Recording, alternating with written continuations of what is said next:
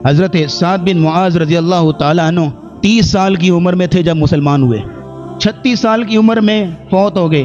Islamic life کتنی ہے؟ 6 سال صرف اسلامک لائف، اور جب دنیا سے گئے ہیں تو نبی اسلام نے ان کی وفات کے موقع پہ فرمایا اہتز عرش الرحمن لموت سعد بن معاذ، سعد بن معاذ رضی اللہ تعالیٰ عنہ کی وفات کی وجہ سے اللہ کا عرش بھی جھوم اٹھا ہے، اور آپ نے فرمایا کہ 70,000 فرشتے اللہ نے بھیجے ہیں سعد بن معاذ کا جنازہ پڑھنے کے لیے۔ اب یہ مقام کیوں ملا؟ ان کی زندگی میں ان سے پوچھا گیا تو انہوں نے کہا تھا لا اجد لاحد من المسلمین غشا فی قلبی، میں نے آج تک اپنے دل میں کسی بھی مسلمان کے لیے نفرت نہیں رکھی، ولا احسد علی احد